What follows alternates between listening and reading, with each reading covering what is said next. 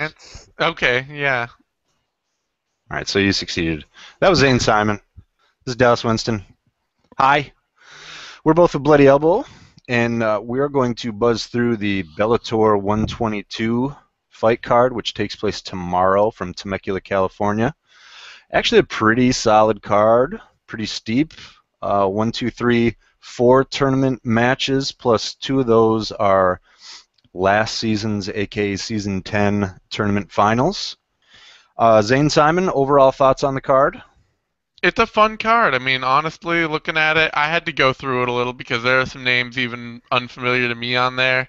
But picking through it, watching tape, getting ready for it, it's a fun, well-matched card, you know? I don't see any total blowouts or just one-sided ridiculous fights that make no sense. It should be a good card to watch. It'll be a fun. Is this another Friday night? Are they on, or is this? Yeah, Yeah. it'll be a fun Friday. It'll be a fun way to, Friday night if you're spending it shut in watching MMA like most people who'd be watching the show are. Like all the awesome people do with their wasted grown-up adult lives. That's Actually, right. you're right though. Fridays are pretty fun. I missed Bellator on Friday, and that's another reason I think we both had to brush up on this a little bit. Is they're on in between seasons right now, and I'm pretty sure this does not signify the start of. Usually they call it the summer series. This is like the end of the summer series. I just was checking on Wikipedia, and their summer series had one event in June and this event in July, and that's like it. Do you know when the next event is after this? Um, let's see. Shoot, let me just. Not on. It's not on the immediate horizon. Go ahead and It check is that out. at September 5th, and that's the season 11 start. Okay, so about Yeah. another month or Oh so. well, no. Yeah. Another month. So this will So be good to tide us over. And I think it's worth mentioning, as always, before we get into the main card, and we were talking about this a little bit beforehand, Bellator, upon their inception, their preliminary card was not even worth looking at to see who would be fighting, which is understandable. I mean, kind of a startup organization, you're lucky to get enticing fights as an upstart org on your main card, even for your main event. But they've done a really good job of slowly cleaning those up. They do. I think it's pretty smart actually that they fill it with some local talent because a few of the live Bellators I've been to were really rocking for the even for the undercard. yeah. I don't remember which ones they were, but last year or within the last, 2 years ago, they started to beef it up a little bit more. And last year they had two or three undercards that were pretty solid. They had a couple reputable fights, not just one or two fighters. And my meandering point to all that is that this is a really solid card overall, and even the undercard, the entire upper half, arguably even like 60% of the preliminary card is pretty damn solid here. So let me just list the main card matchups, and then we'll start with the highlights of the preliminary card. The headliner is Russian Andrei Koreshkov versus Adam McDonough, and that's the last season or season 10 middleweight tournament finals. Brett Cooper versus Brandon Halsey, which should be an interesting match. That's the welterweight tournament final. Is that right? I just said those backwards. Koreshkov McDonough, I'm sorry, is welterweights, and Halsey Yeah. Cooper is middleweights. Middleweight. Yeah. Good catch, Zane. Thanks. Yeah. Well, hey, Leaving me out there. you follow Bellator just a little bit closer than I do. And then kind of like I don't know what you want to call this, old school match, legends match, Phil Baroni Yeah, it's versus very Carl much a Fraser. legends match with big quotation marks around legends. Yeah, although I got to be honest, I'm looking forward to that. These are two, we'll say, very established veterans towards the tail end of their career that I really like and actually enjoy watching fighting. The final main card fight, who's probably arguably now my favorite Bellator fighter, Liam McGeary. He's a lanky assassin, pretty much 7-0. I'm not going to even take a stab at that first name. Last name is Valavicius, the Lithuanian kind of journeyman. Zane pointed out before I didn't even realize he fought Fedor in rings. Do you know how to say that homeboy's first name? I would say it's probably Egidius. Okay. We'll roll with that one. All right, so we're I'm gonna just touch. guessing though. Yeah, that's cool. That's better than my guess. We're going to do the highlights on the preliminary card here. The fights, we're just going to list the opening two. Not that they're not appealing, but all the ones above it do have some elements of note or are definitely worth watching. The two we're going to kind of just notify you about: Matt Fremling versus Augusto Sakurai, or I'm sorry, Sakai. He's undefeated. Fremling is 9-2. And then the other two cats I'm not so familiar with is Steven Martinez versus Sergio Rios. And I mean, it's like, you got like a couple regional heavyweights going at it with Sakai and Fremling. Both of them have winning records, so, a couple of flyers on big guys, and then Martinez and Rios looks like it'll be a grappler versus grappler matchup. So even though I also don't know much about either of these guys, they should both, they're both with fighters who have long winning records and have, you know, should be matching up similarly. So it should make for a fun fight, something entertaining if not high quality. In what weight class is Martinez Rios? That's a lightweight. Is it really? Yeah. Okay, so there are a couple undercard bouts from here on out that are definitely worth a watch, or at least worth us discussing. This first one I was probably inclined to pass over, but Zane brought up some good points on it, and this is Linton Vassell versus Virgil Zwicker.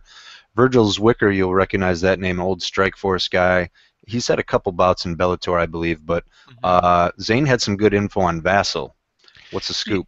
Well, Vassal was the UC MMA champion, and as much of a clown organization as UC MMA is, I mean, they're like seriously ring girls on stilts, and Is it wrong? like Is it wrong, Zane? Ring girls on it's. stilts, innovative to some. I love circus MMA, like regional MMAs that just run themselves like a complete shit show. I mean, they are the child of Cage Rage. So if you remember Cage Rage, Of course. that became UC MMA. Was Cage Rage that bad? I didn't think they were that bad. Were they? I believe it was Dan Hardy who said that one of the highlights of his career was that he never fought for Cage Rage.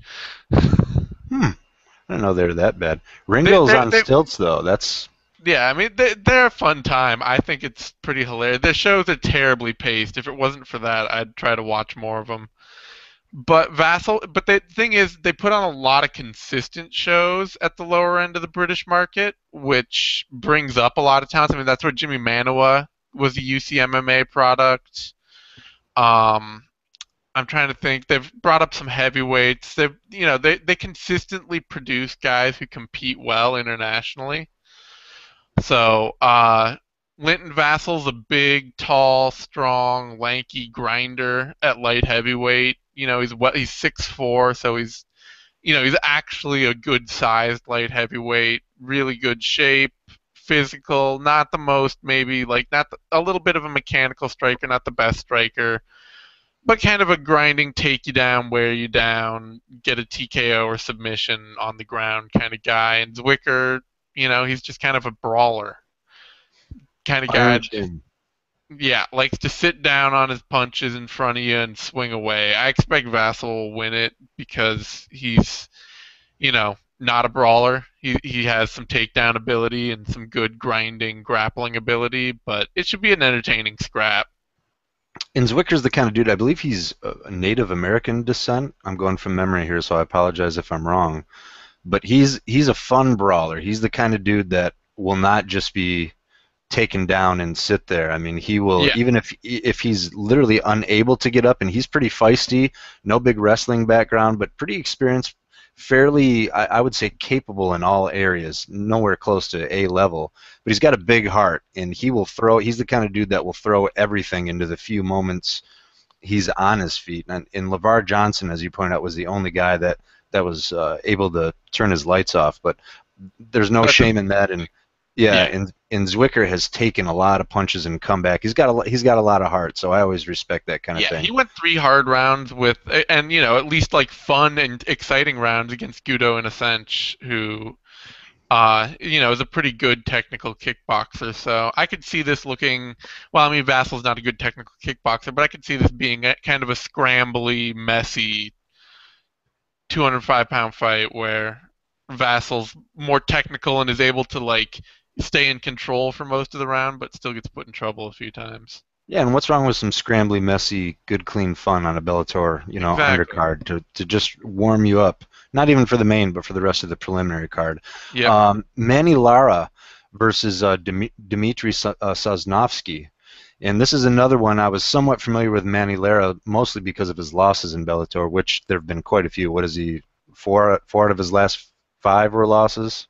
Yeah, 4 out of his last 5, and his most recent fight was a no contest due to an eye poke. And you had a gem about the past of Sosnovsky. I Yeah, can't. well, Sosnovsky's one of those guys that I was actually wondering if maybe if he could get another 2 or 3 fights and get another 2 or 3 wins with a little bit of a step up in competition, he might be in the UFC. He's only 25. He's a big, strong heavyweight, and his last win was over a much faded but still high in name value Alexander Emelianenko.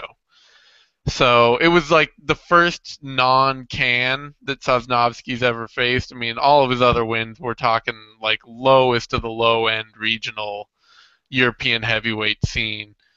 So that was a big, step up for him. And Bellator snapped him up right after the Emelianenko win. I can't blame him. I mean, heavyweight's not a deep division. You got to take guys when they present themselves. So Lara's a good introductory fight to see how well he fares against the sort of regional level heavyweights stateside.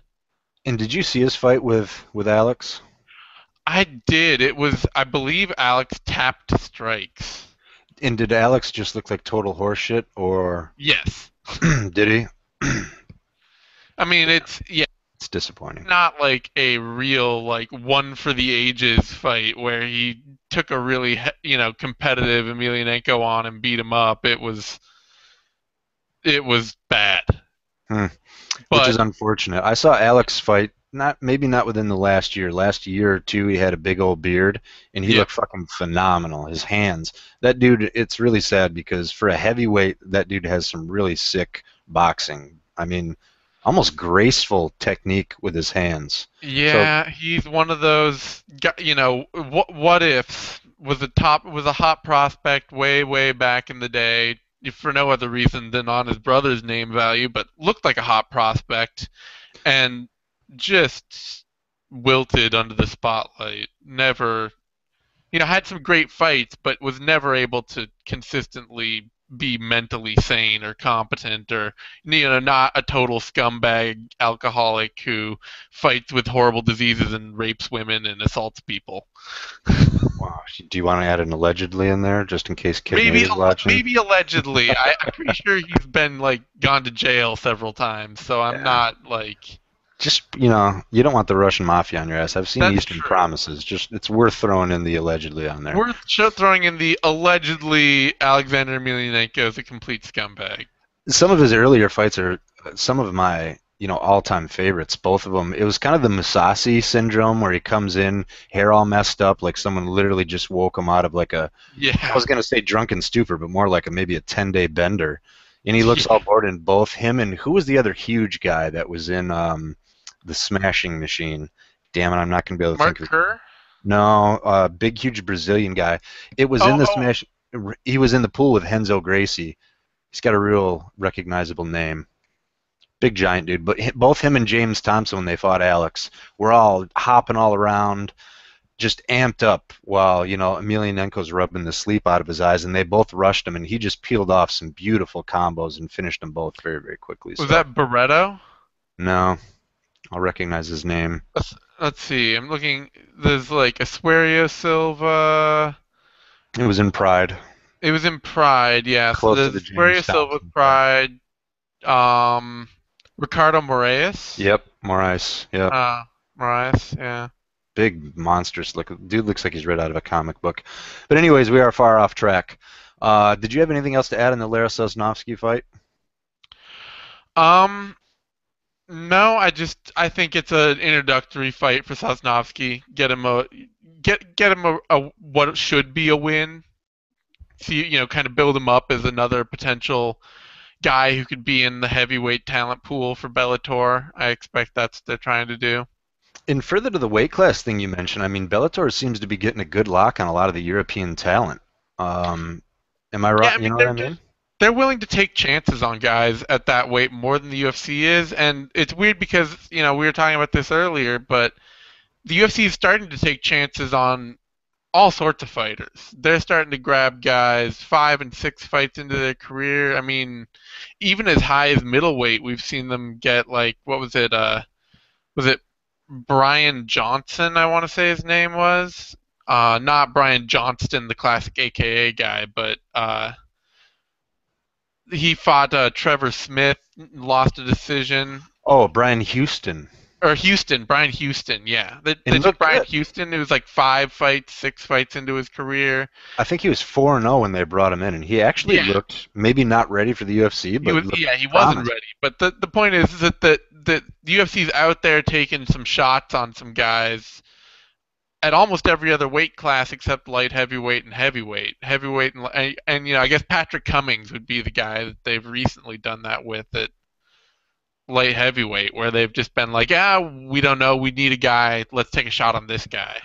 I'm curious, do you think some of the what we're talking about with Bellator and kind of complimenting them on, do you feel like maybe that inspired the UFC to maybe continue to scour for prospects because Bellator with the Russian connection with Yeah, Shlemenko's whole squad, and there's a couple other that fight out of the K1. What is that? No, it's the something something K Dojo, K Dojo Warrior Tribe. and that's like Shabalat Shamalayev, a couple Hmm. other, and there's a couple other guys. But either way, I thought Bellator did phenomenal, and they even brought up some Brazilians and a lot of lucha libre fighters. So I think they were really making a push for up and coming prospects, which was smart for them. I don't know. To me, I think not that it was huge, but I think that's a good way, and that's the beauty of competition. That might have been a good reminder to the UFC that there's a whole untapped market of Yeah, prospects I and mean, up and comers. I do honestly think, without any much doubt, that between Joe Silva and what's the other guy? Sean Sean Shelby. Shelby. They probably watch more tape on fighters than anyone. If there's some regional prospect who looks good and is winning some fights, they've probably seen tape on him already at this point. I do think that they are out, really scouting, but what it reminded them of is to maybe get a little less tape heavy and just maybe take a flyer on a few guys based on record and, a few guys who were just maybe coming up and didn't have like 'cause for a while it was always like if you have 10 or 15 fights and you've won, it's 80% of them and you look, then and we've watched some tape on you and you look good, then you'll go to the UFC. And now we're starting to dial back to like, do you have a little bit of hype and 5 to 10 fights that and if you've won them all, then maybe we'll start taking a chance on you. And so yeah, I think Bellator definitely pushed them to open up a little, and certainly, and two, regional expansion has. I mean, you can obviously see when they go to Southeast Asia, when they go now, they're planning on going to Mexico. They're just kind of making these broad sweeps for who are the vets, who are the guys on the circuit that are being talked about in the gym, who are the guys that are available even, and just look even halfway decent, and they're just taking them. So, All right, let's move on to the next one. This is one that I'm particularly excited for. Syed Awad versus Joe Duarte. hmm And this is actually a rematch from Strikeforce yeah, where Duarte caught him in a second round armbar. And just a quick rewind on Awad, he was the guy who came in and no one expected him to do anything. And I mean, just flatlined a couple dudes in a row, and one of those was Will Brooks. yep, Really underrated fighter, really tough. Trains at Millennia, a lot of good guys. Real respected fight camp there. And he is coming off. So everyone slept on him. He came up and got some recognition, and then had two tough losses. David Rickles was one, and it was the Will Brooks rematch. yeah, And it's kind of hard to fault them. I don't think either of those were disappointing, especially the second Will Brooks match, because that was the most strategic we had ever seen Will Brooks fight. So I'm real high on Syed. He's a great fighter. And Joe Duarte, I mean, a lot of experience, kind of always yep. dangerous too. Any thoughts on this one? I think I think if it hadn't been for the long layoff for Duarte, I might. And I'm trying to remember, was he the guy that really like went kind of tore into the UFC for not covering his medical expenses? Well, there's one guy right at the end of Strikeforce. I'm trying to remember who it was. I'm pretty Maybe that sure was it wasn't Connor Duarte. Hewen that I'm Yeah, thinking of. I believe it was. I'm Okay, pretty that sure was it was Connor not Hewen. Duarte. So yeah, Duarte. If it hadn't been for the long layoff, I might pick him over Awad again. He beat him obviously once, but he is coming off a little while on the sideline, and Awad's looking a lot better lately, or Awad is looking a lot better lately. So I gotta assume that Awad's gonna kind of keep it solid and keep to what he does well and not get caught up in anything too silly. But it's a good fight. I mean, This should be a great fight. This should yeah, be, and when I say brawl, both of these guys have a lot of technique. Some of my favorite fighters are, technically sound fighters, but ones who still go out and aren't afraid to to really get it on. yeah.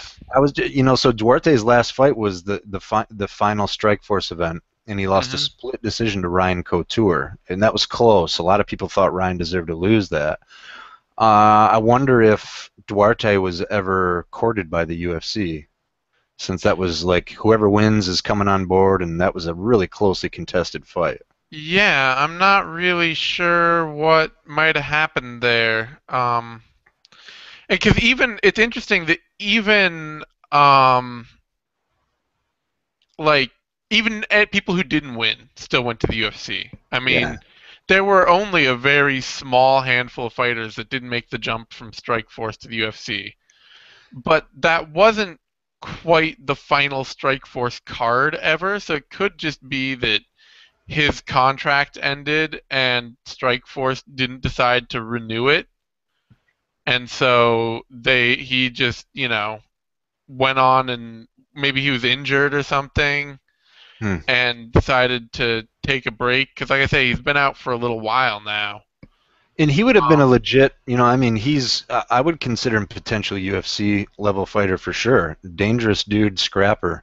mhm. So this will be a really good fight. This is one that I would definitely suggest you take a peek at. And then it's hard not to offer the same on the next one. Carl Amasu, who's got to be like just one of the most vicious, violent guys around. I mean, to the point where he does not give a shit. And even though who was it his last fight? I actually almost thought he lost his last fight. It was to a newcomer who just had excellent. I mean, it was like a perfect example of straight 1-2s, good boxer. Surprised me because he seemed like a setup fight for Amasu. David Gomez Yep. was his last fight. Yeah, Has he yeah, and fought since then, Gomez? yeah, he fought in Russia against which he's fought I think a couple of times. He fought Korshakov to a decision in Russia Wait, actually. what? Andrei Korshkov? Yeah, Andrei Korshakov. Did he really? He really did. How And he interesting just is that? Two went Bellator out. guys fighting Yeah, each he other. just went out and got a win against Rustam Bogatyrev, Was that in who's Russia too? yeah, and that's Which, no he's nobody in particular. that's Um, a good sign because that means he's still under contract with Bellator. Because I believe they have North American contracts, meaning you can fight anywhere outside of North America. yeah, he's a long time King of the Cage vet. So that fight against Amasu was his first fight in Bellator, Yep. and he's fought in Russia before then. So it could be that he's just not. I mean, it could be that he's not in. He had a one-off with Bellator. I don't know about that. Who know? I could Either have. way, I was pleasantly surprised by Yeah, the way he performed. he's a Um, solid vet, and I mean, Amasu's kind of. Like he it feel like he definitely has to prove something lately. It does feel like he's taken a step back from his streak when he was, when he won four in a row and beat David Rickles and Brian Baker, and to get that shot at Ben Askren. yeah, and then who did he lose to? Because there was a Paul rumor Bradley. that the UFC was ready to sign him. but then he lost the Bradley fight, and then Yeah. that kind of tanked him because he was flirting with and that's all hearsay, so I don't want to mention it. But either way, one of the funnest fighters, and he is not the kind of dude I would wager that's going to fight all smart and safe now. I mean, Yeah. he's the kind of he's the kind of dude that if he's things are on the line, he's going to squeeze the trigger even more. And this is a talented dude. I mean, obscenely violent kickboxer, reminiscent of like a shoot box kickboxer, but he's also got excellent judo skills, good leg locks, Yep. really nice sweeps, and he'll go for everything with reckless abandon. So a very fan-friendly fighter for sure. And Fernando Gonzalez, I don't know a lot about him, but 20-12.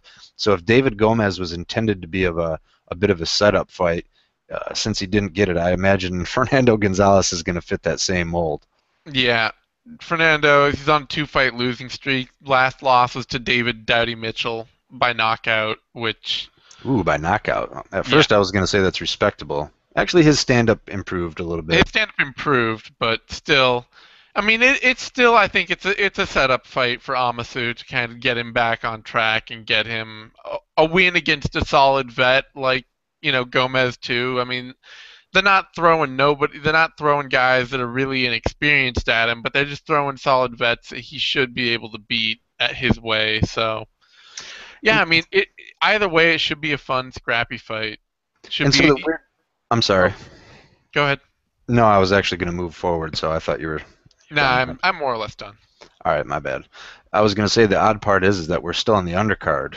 Yeah. So this is a really, really solid undercard, arguably their best ever.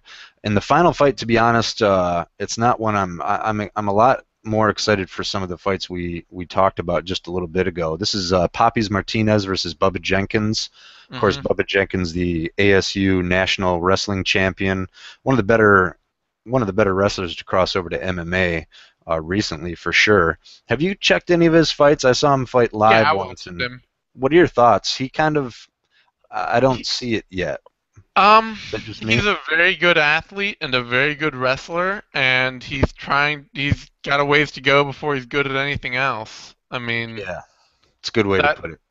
that's the thing. Like, and that I watched his loss to LaRue Burley. I don't know if you remember if you watched Yep. that. Yep.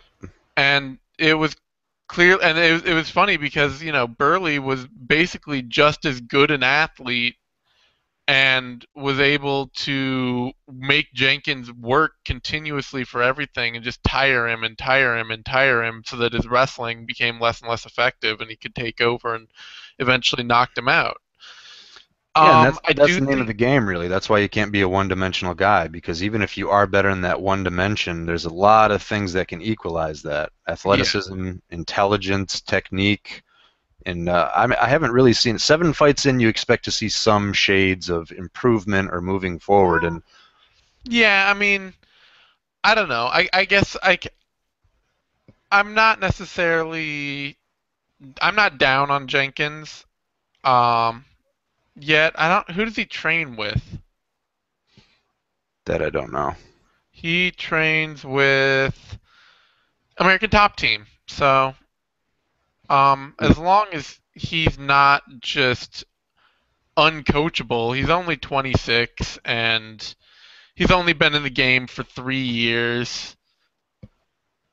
I'll give him a lot of time, and I do Yeah, think he can probably beat Poppies Martinez. Maybe not, but I mean, Martinez is dangerous. Martinez is a very well-traveled vet, long-time vet, been in the sport forever. But he's also constantly hit a wall at the higher levels because he's just not very athletic at all. He's kind of slow. Guy who gets by on being scrappy and having a lot of heart. And I mean, that is kind of tailor made for somebody who's a very good wrestler and a very good athlete to outwork for 3 rounds. So I think it's a very winnable fight for Jenkins. And I'm willing to just give him a lot of time, see what shakes out. well, don't make me feel bad because I'm usually like that too. But I mean, like when you throw out the fact that he's with ATT, I mean, one of the all-time greatest MMA camps ever. That almost, I don't want to put too much pressure on the dude, but to me, if you're training with the cats at ATT, 7 fights in, you should show some. I don't know. That's hard to quantify. I haven't That's seen a really lot. hard to quantify. I mean, To me, I guess in plain terms, I don't want to sound like a dick. He still seems like a wrestler. And the bad part is when you're a one-dimensional wrestler, given all the other things that I said that can equalize that, people know that's all they need to worry about from you. let me put it this way. It sounds a lot like what I hear when Dana White talks about how disappointed he is in Phil Davis for not developing further when Davis is a top five light heavyweight. Well, that's just bullshit too, because Davis, I mean, as soon as he hit that modified hammerlock on Tim Boach, that's when you Yeah, should, and that was a long ass time ago. yeah. I And I mean, think it was you. Sorry, it was you to give you credit that reminded me he hit an anaconda choke on Gustafson. I just thought that was a yep, rear naked choke. Those are signs right there that he's. I mean, that's impressive for a wrestler to do. yeah. I mean, the point is like, and this is something that I know Wyman's been big on too, is that oftentimes, especially when you get hyped on a guy really early in his career, which Jenkins is one of those guys that was easy to like target really early on, it takes a long time to develop in MMA. It takes a lot longer than people think. There are a rare few fighters that go on this really hyper fast track and can be like, you know, even oh, what's his name? Michael Chandler, for instance, who came into Bellator with like three fights and suddenly, just went on this tear. He's probably the standard right now for light speed improvements for a wrestler. Wouldn't Yeah, you say? or Chris Weidman. There are a few guys who can come in and just suddenly burst out of nowhere and really show up and improve a ton. But most guys, it takes like 4 or 5 years into their career before they really start hitting their stride. That's a So, good point. And it was just because he was a national champion. I mean, we get all yeah, Americans, but the fact that he was the number one cat in his weight class and came over. So you're right. I guess a better way for me to say it is I'm not expecting a lot out of him. I think Papis Martinez, I mean, it's a landslide skill advantage and athleticism and quickness, yeah, physical advantage for Bubba Jenkins. If Papis Martinez hangs with him, I yeah, don't know. That's going to be another discouraging sign. But let's move on to the main card, shall we? Probably my favorite cat in Bellator right now, Liam McGeary versus Valavicius. McGeary is a long, gangly, 6'6" I believe, 6'6" or six yep. five. 6'6", I believe he's listed as. And I mean, he's just been a destroyer. I mean, Yep. I don't know how you can not enjoy. I mean, he's crushed everyone I believe in the first round. Maybe you can check me on that if you got his shit right in front of you. He has one third round submission and one second round knockout. And Everything that else is first round. Everything else has not gone past 2 minutes. and that's kind of the submission. That's what's interesting is he is not clueless on the ground by any Yeah. means. I'd say a little unconventional because as soon as he gets taken down, he does kind of like the guillotine over the head sweep, or he's immediately moving and angling for arm bars, which is the best possible thing you can do is just stay active, stay slippery. Hmm. So there's so many signs or areas to this guy's game that we haven't seen yet, but every time he shows another one, it's not okay, it's not decent or good. It's pretty damn phenomenal, and all of it's real, real creative. So I think Yeah. this guy's on his way up for sure. Well, I don't know if he's been there for quite a while or if he moved there recently, but he's apparently training under Henzo Gracie in Gracie Barra, Jersey. I know he came to the States. He had been coming over here for a while, and he moved here a while ago. Are you So sure it's yeah, Henzo? Because I think he came and started with Henzo, and then went out somewhere else in like the New York, uh, New Jersey area. I don't know. Let me see, because well, he's still listed as Team Henzo Gracie, but maybe he's moved. By Sherdog? Yeah. I want either way. The point is he's been training stateside, and I believe he's over here now. Like he's crashing over here, and he goes back every once in a while. But he's immersed here in the U.S. and that's a really good sign. And like I said, I mean I don't have anything bad against Valavicius, but I mean 27, 10, 35 years old. He's been around the horn for a while. You pulled out a gem about his past, so I'll hand it over to you after this. But I'm picking McGeary with a strong performance here. Yeah, I mean, he's definitely got a pretty good, solid record. I mean, I pulled out a gem about his past. Velavicius, didn't you? Oh, Valvicius. Yes, sorry. I totally thought you were still talking about McGeary. I missed that whole transition. I was looking to see what gym McGeary was at. Um, but Valvicius, yeah, I mean, he's one of those guys who has been a journeyman and a solid journeyman for more years than makes sense for the fact that he's still in the game. I mean, he started fighting in 2000, which makes him a 14-year vet at this point, and he fought Fedor Emelianenko in rings. I mean, this is pre-Pride Fedor. This is back when nobody knew who Fedor was, and he was just coming out as a big prospect off the ring circuit. Um, and yeah, he fought in Pride at Pride Bushido 2. Was kind of a win-loss fighter early on. Has been a bit better lately. Still kind of goes in streaks. Faces a lot of really regional guys out of like Georgia and Lithuania and some of those areas. So a guy who's not necessarily been fighting the best competition all of his career, but has fought some serious competition, and finally kind of got picked up by Bellator. He's in his mid 30s still, and he's one of those guys like a lot of the classic European sort of fighters were they had a lot of single skills that they didn't blend together real well. So and because they didn't do a lot of like I don't know. It was like they train. Oh, I trained my kickboxing. Well, actually, I think they were more notable for training everything at once. So I don't even know what I'm talking about. But he doesn't seem like a very well blended fighter. Um, and he has a very powerful but kind of not and sharp kickboxing game, but not necessarily defensively sound. He's really willing to sit in the pocket and brawl with his head on line, and he's very willing to take bottom to be on the bottom and grapple from his guard, which can get him in a lot of bad positions for a loss. Lets him kind of get ground out a bit. So I do think McGeary's got the more talent and more tools to win this fight. He's maybe a bit better schooled and certainly well, he's not way younger. He's 31, but certainly more in on the rise in his career. But it's a I mean, certainly the best fighter that McGeary's fought to date, and the biggest test for him to date. So You know, I expect another a name on massive. his. I'm sorry, I just like to talk over you right when you're in Yeah, the middle of a sentence. He also fought Attila Vey.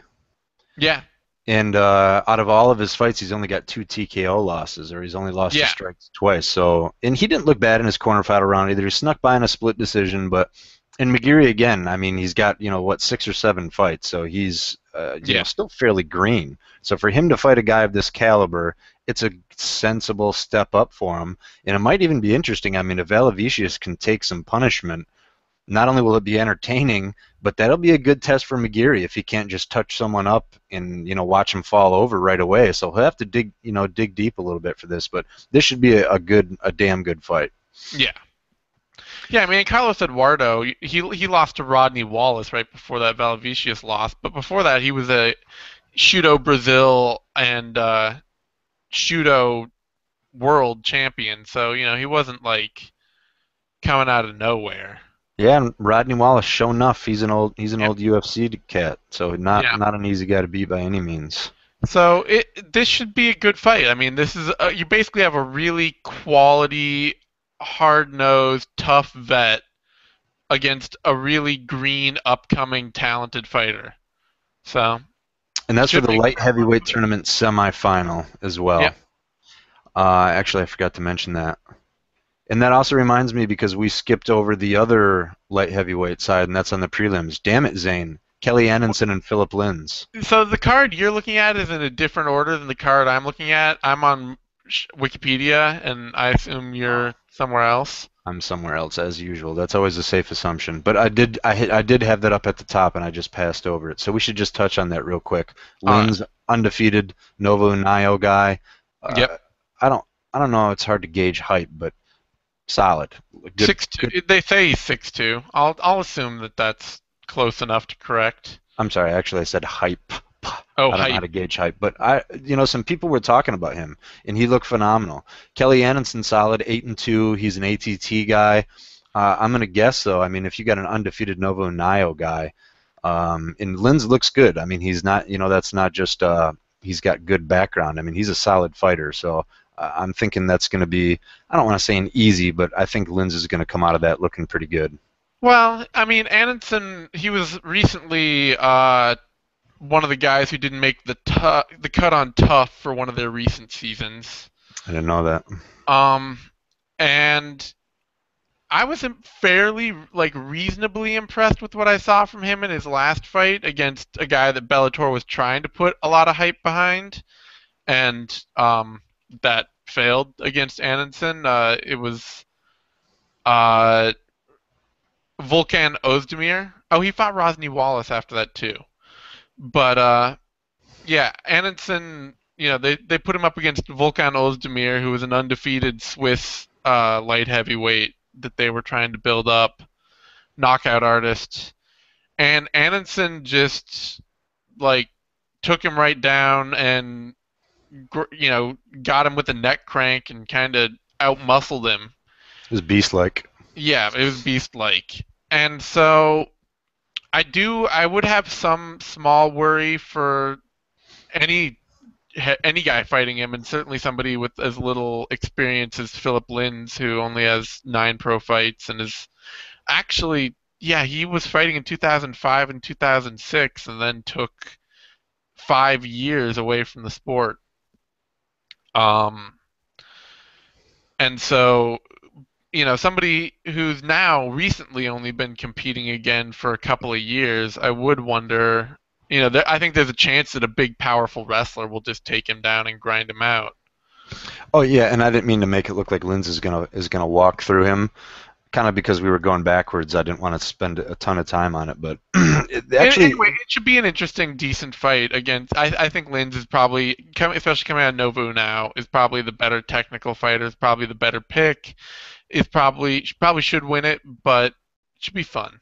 it'd be interesting. Even if Anderson doesn't take him down, he's got more power on his feet. It'd be interesting to see how Linz does if he makes him stand up with him for a while. Yeah. So that's another example. This is a really damn solid lineup, and that's again going backwards. That's going to top off the prelims, not the Bubba Jenkins match. So now our order's all fucked up here. Forgive us. We're unprofessional and all that. But here's our heavy quotes legends match: Phil Baroni, Carl Parisian. Let me start. I just saw that, and Carl said it before. I think on MMA Junkie was that he put judo on the map in MMA and not Ronda. Yeah. And I imagine that's going to be controversial, but I don't know why. It's almost a statement of fact. Am I wrong Yeah. there? It's true. It's very true. Excepting, of course, that Parisian never became even anywhere near the kind of star that Rousey did. Yeah, he was due for that title shot against Matt Hughes, and that fell apart. And Yeah. that's what I was thinking. Like, I guess if you want to have a whole separate class for just champions, but if that's the case, then Ronda, I believe, is the only Well, it's credentialed it's not judoka. just champions. You're talking big stars. I mean, Carl Parisian was a hardcore fighter. He was somebody that hardcore fans knew about and followed and were excited about, but he never had any pull outside of the MMA hardcore circle whatsoever. Yeah, but who does? People. I mean, that's a super, super small Well, yeah, and percentile. that's why in that way, I mean, it's not wrong. Conor McGregor does. He's not a champion. Um, Well, there's differences there. The Ronda obviously being the first women's mainstream star because there's Carano and Cyborg yeah, before that, and Connor being kind of the only big name, from his area, that the Ireland Night yeah. Night squad. I mean, I don't think anybody's saying. I guess what I would say is I don't think anybody's out there saying that Ronda is the first judoka in MMA or even the first successful judoka in MMA.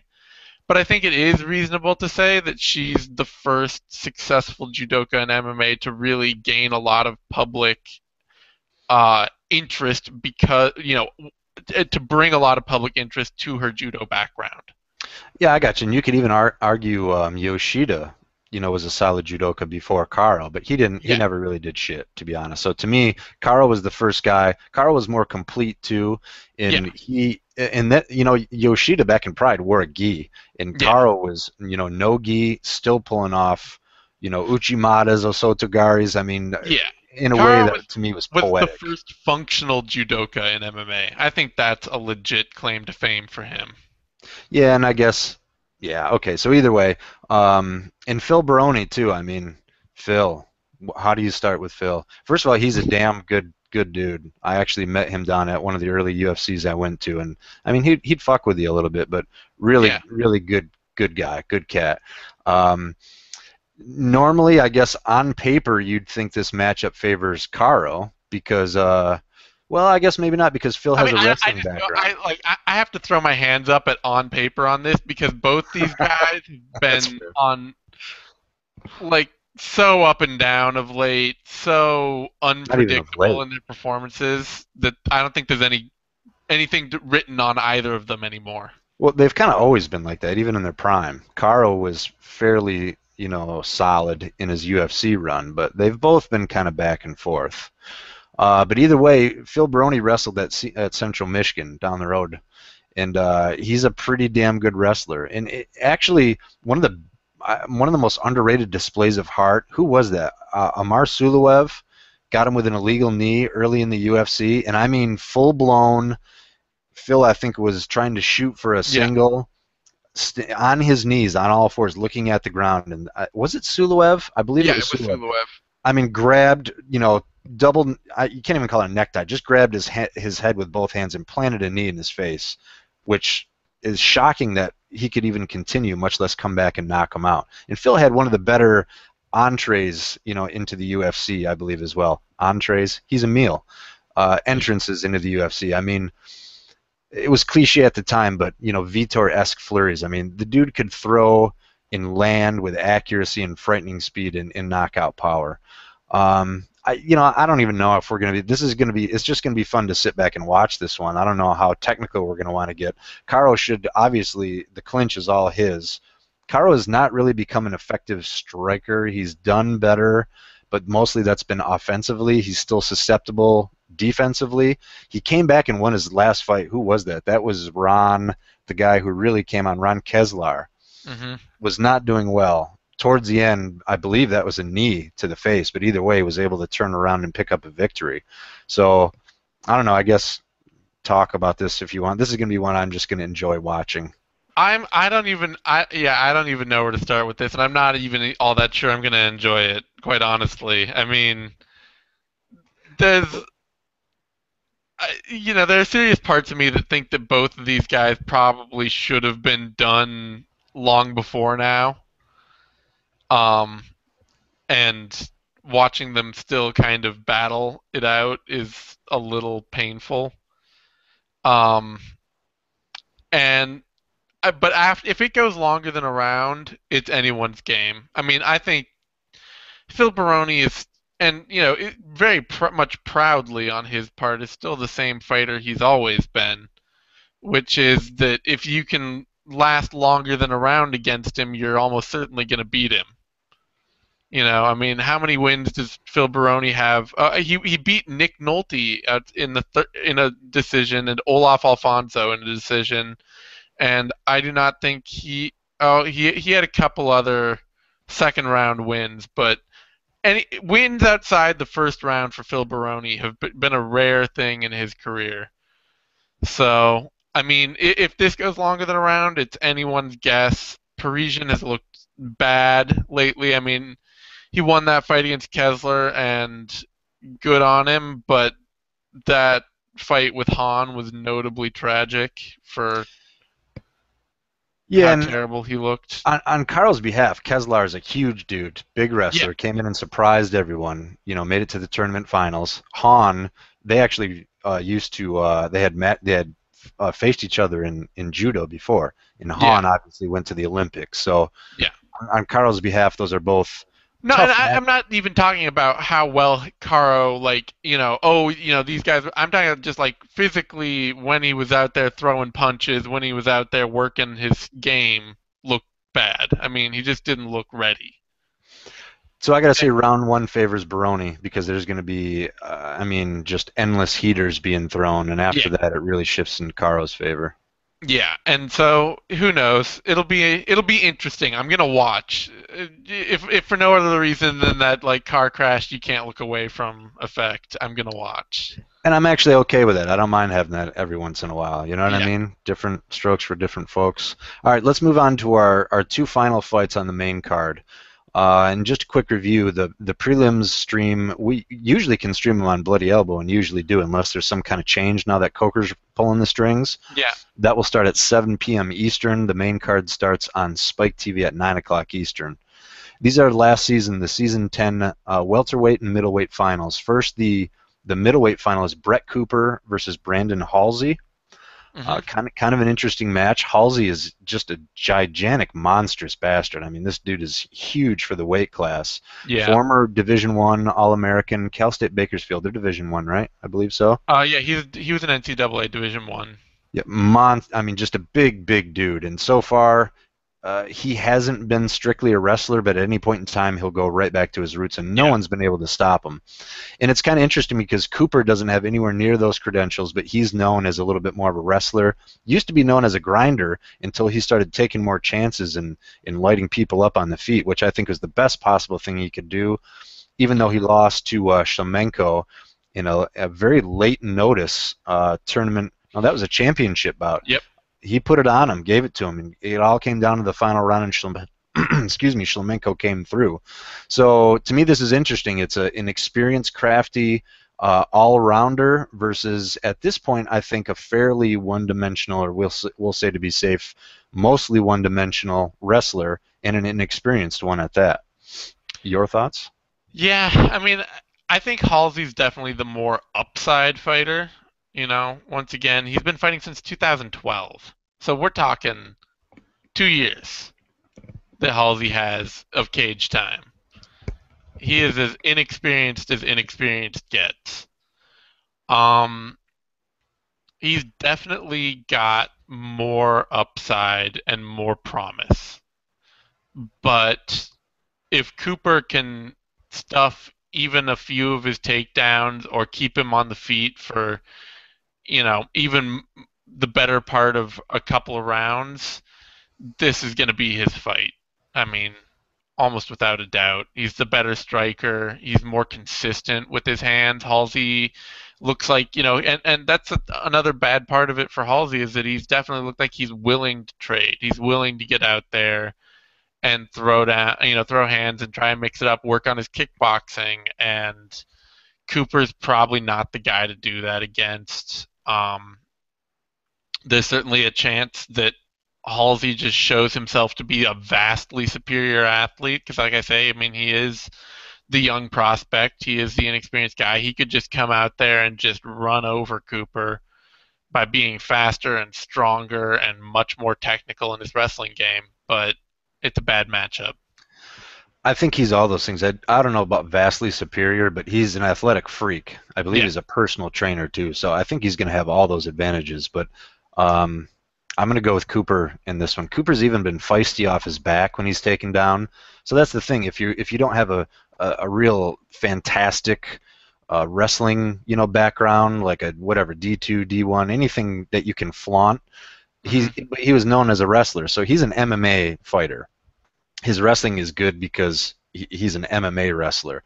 If you put him on his back, he's far from lost. He's actually really crafty off his back, whether it's stabilizing, protecting himself from punches, escaping, cage walking.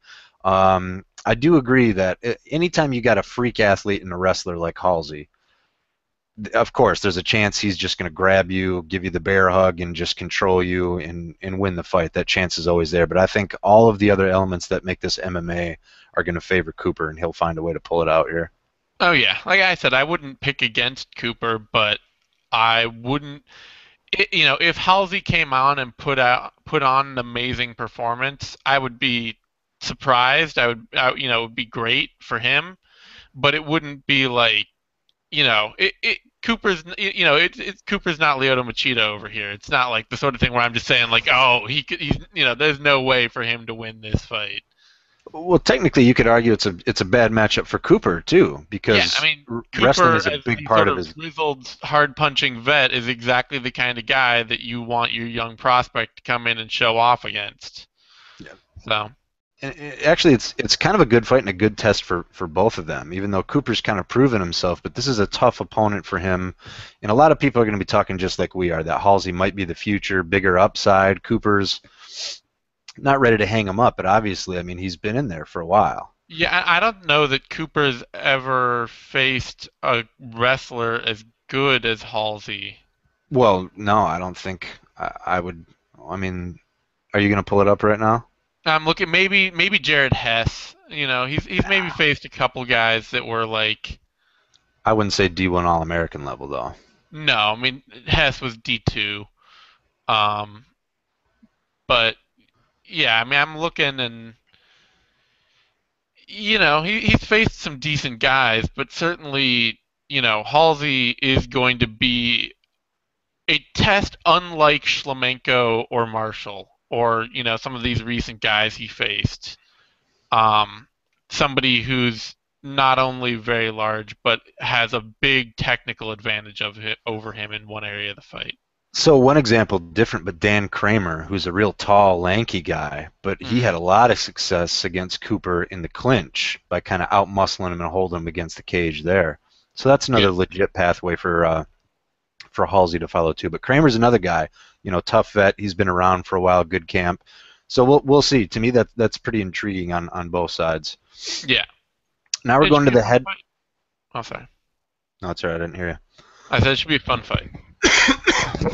It should. Good times. It should be good times. Let's fly through the main event here. This is the Yep. welterweight tournament final. Andrei Koreshkov and Adam McDonough.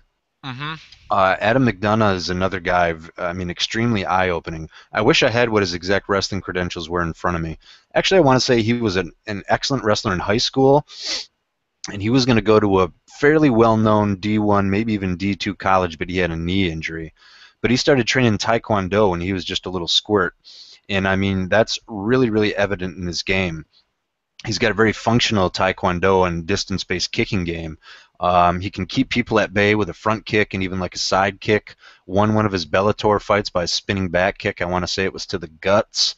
Really solid fighter. What really encouraged me is that given that he came out with kind of that unique flavor, he showed some very good wrestling and I thought excellent scrambling in a couple of his fights too, which kind of showed me the dude is. Well, he trains under Brock Larson, so his submission grappling and his wrestling is also, at this point, let's say by all signs, extremely stable, and that's what I'm looking forward to. To seeing from the guy, undefeated, 11-0.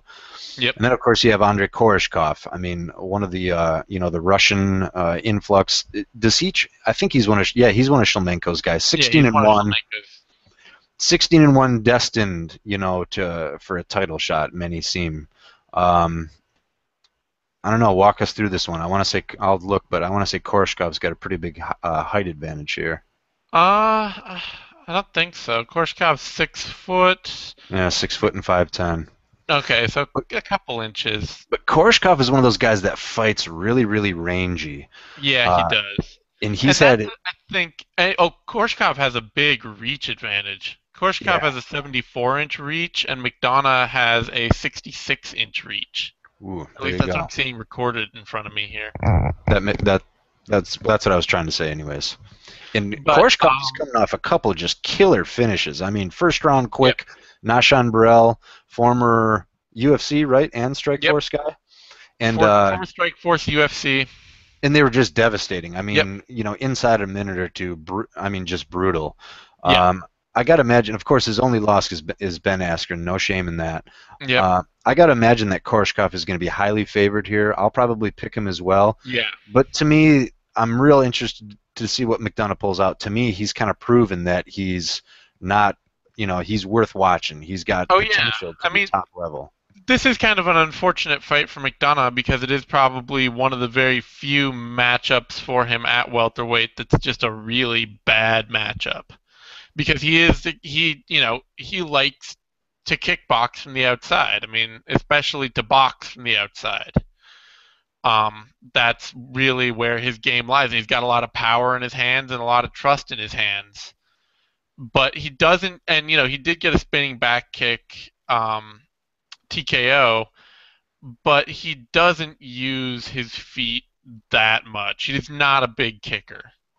He's not he doesn't use it to a lot of advantage as much as he could. I want to And say there was not. I'm sorry. I did kind yeah, of just want to interject something real quick. That was an opponent-specific strategy. It was someone who either wanted to take him down or where it made total yeah, sense for him to stay outside. And then another thing I was impressed at, with, he did then change his game up a little bit and use a lot of kicks from outside. yeah. But with that being the case, if he sticks to a more boxing heavy style in this fight, I mean, I don't like when I see somebody who mostly boxes against somebody who has a wider kickboxing arsenal, and when both guys like to work at range and are really comfortable working at range, I'm automatically favoring the kickboxer, the guy with a more varied kicking arsenal. Because even if their hands aren't as good, and Korshkov's hands are absolutely fine, great. Um, but even if their hands aren't as good, they can keep their opponent guessing a lot better and keep them off balance and off rhythm a lot better. And so I got to take Korshkov here.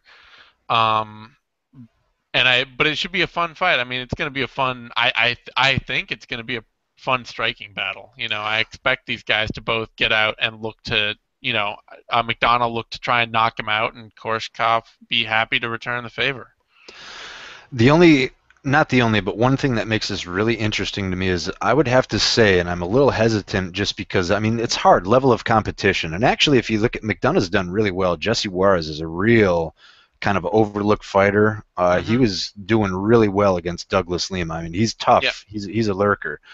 And Nathan Coy, I mean, that's another dude. I Yep. wish I could remember. Who did he? He's got some big wins. Was it Ellenberger? He was an MFC champ, and he fought Paul Bradley or Tyron Woodley rather to a split decision, Yep. and has win over Rick Story and Mike Pierce from early in Ricky. his career. Yep.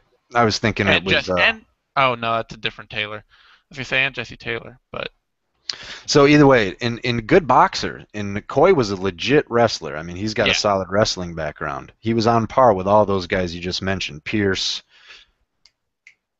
Who was the other one you just mentioned? It was Mike Pierce Story and Ricky Story. and Solid Tyron wrestle Woodley. boxer.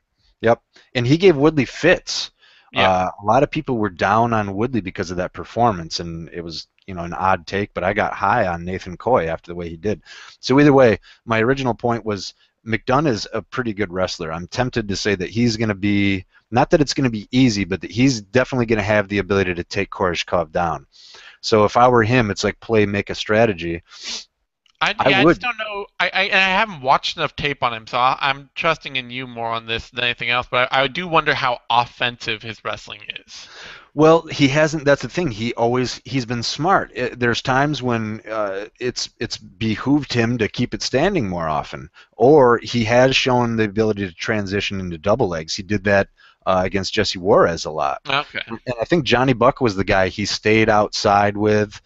Jesse Juarez, he started to really use his wrestling, and that's where his scrambling and his transitions came into play. And with Nathan Coy, he just kind of put it all together. So anyways, what I was going to say is if I were him, I would look to stay out on the fringe a little bit. Not that he's going to win the fight there, but I would try to lure Koreshkov in, especially considering Hmm. he's going to have a reach advantage. And then I would be changing levels and going after his hips.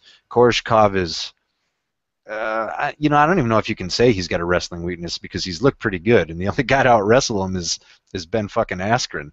But Yeah. he's going to be. I mean, I think that reach advantage and Koreshkov, like you said, he's a talented kickboxer. He's got everything he can use: Hmm. hands, knees, straight kicks, low kicks to all levels. I think that it would not be wise for McDonough to let his chances rest solely on a stand-up shootout. So I would Yeah. somehow mix in, his level changes, if for anything, just to keep Koreshkov, at bay, to let him know he can't just, come in letting his hands go. He's going to have to be worried about both counterfire on the feet and about him changing levels. So this actually is a really interesting matchup. I'm looking forward to it for sure. Yeah, it's a solid fight. I mean, like I said, this whole card, there's a lot of guys that a lot of people won't know. I mean, Cooper, Korshkov, Baroni, and Parisian obviously are going to be familiar names to a lot of people. But after that, most people are not going to see much they recognize. But there's a lot of competitive fights on here. And what I always think about is even if to like the casual fan or the people who only want to see names that I know, it's fucking Friday night. Like, what else is there something else on television that I should be? I mean, it's free MMA on Friday night, big names. Like, what the I don't hell? want to suggest that people that some people actually go out and do things. Like, is there anything else on television that like what else is on? What do you mean? Go out and do? What does that entail? I don't get that. Point well Yeah. taken, though. That was Wh- self-deprecating of me. There's nothing else on TV. What else could you possibly have to do with your life? Well, just for me, whatever my warped life, Yeah. is No, worth, and I watching. agree. I mean, hell, I'll be home watching it almost certainly. So I can't. Almost. Well, that was convincing. Well, I don't know. I'm just fucking with it. I might have other shit to do. I do want to watch the card. Absolutely. There's All no right. question. Any final thoughts? Anything? Let's wrap this son bitch up. What do you think? No, I think we've covered it all. It's a fun card. It's a card that if you're, MMA starved and need a good primer for the UFC show on Saturday, which should be also awesome, this is a great way to get you warmed up. Or even if you like any MMA, it has nothing to do with the UFC. It's a good Yes. card. I mean, this is worth watching. To me, I mean, I don't see any reason why you shouldn't support Bellator. If you like MMA, Oh it yeah, has no, nothing. no. Yeah. I mean, my point was not that I was saying we're not MMA starved this week, so it's not like a week where you're short on MMA. But you know, maybe watch this just to get more ready for the big card on Saturday too, because this will be a lot of fun. Yeah, quit beating around the bush. I mean, watch it, you pussies. Come on, it's good Yeah, MMA. We want Bellator to survive. They're putting out a good product.